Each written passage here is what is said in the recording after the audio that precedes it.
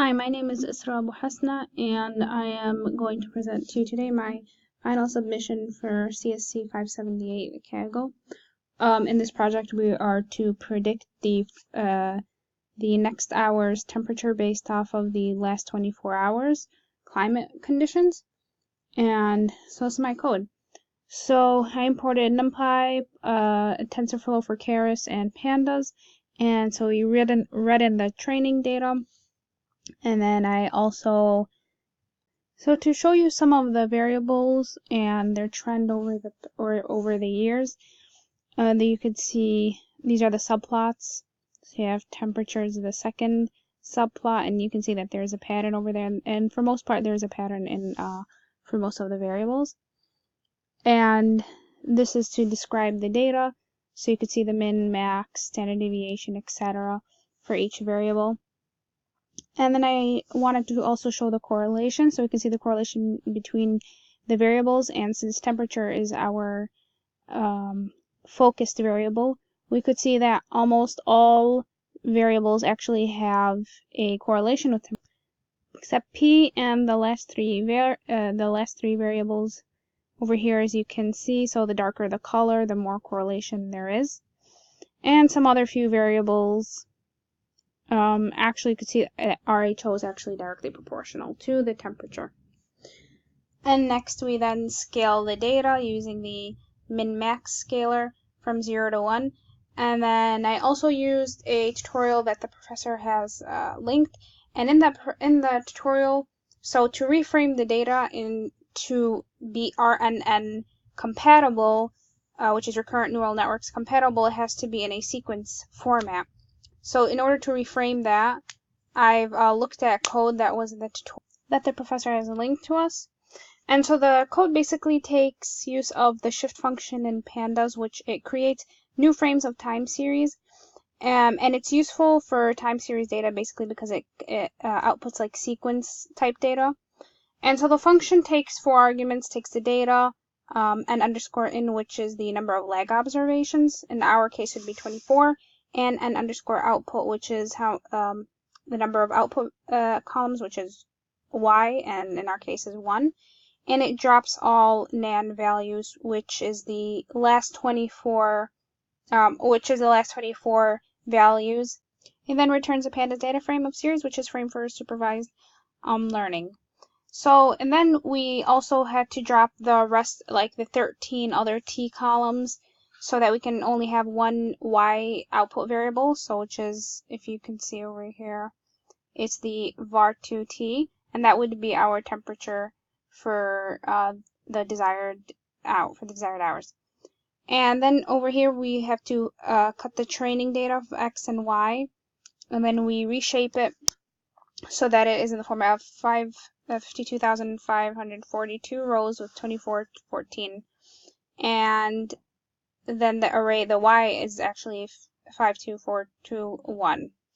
So, and then we go to our model. So our first model consists of 5 layers, 2 LTSM layers, 2 dense layers, dropout rate of 0.4. And then I added another LSTM layer and dense layer.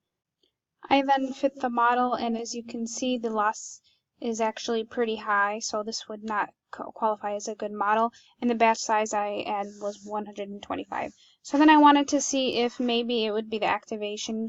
I added activation function of softmax for the LSTM. I wanted to see if that would make a difference, and then I also had the batch size to be 75. I decreased the batch size. And as you can see from the losses, that it did not make that much of a difference, and it does also not qualify as a good model. So for the third model, I decided to add activation ReLU because I realized that ReLU is a better activation function than sigmoid or softmax for the LSTM kind of neural networks.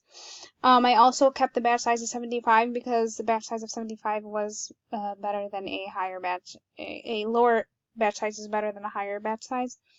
And I kept almost the skeleton of the model the same number of layers, and so I decided that the loss function would be a basic metric for the models, and it doesn't look like that the model actually increased by a bit.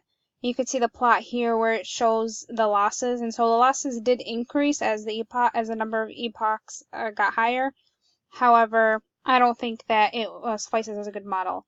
So for my chosen model, although I wouldn't say it would be the best model out there, but the best that I created, I decided that the LSTM input would be 600, so I would output 600 nodes. And activation, I added the ReLU activation for it, and so for the other layers, I also had the activation ReLU. And then I also did something different where I added a flatten layer to see if it would enhance my model. And I also kept the batch size at 75. And so the loss actually did get better, and it got to a 0.0098, which is the best that I've received. And so I decided to use this model for the Kaggle competition. And as you can see, also I have the loss plot. And then I tried different other models, but they really weren't better at all. So, like for instance, I added a bidirectional layer, and again, it wasn't better than my fourth model, but it was better than the other three models. I then read in the test data, and I scaled the test data so that I can fit it into the model prediction.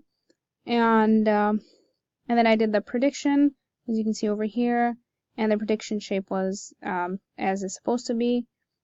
And then, so in order to do the inverse transform, I did not want to use the scaler that I used to scale the entire data set.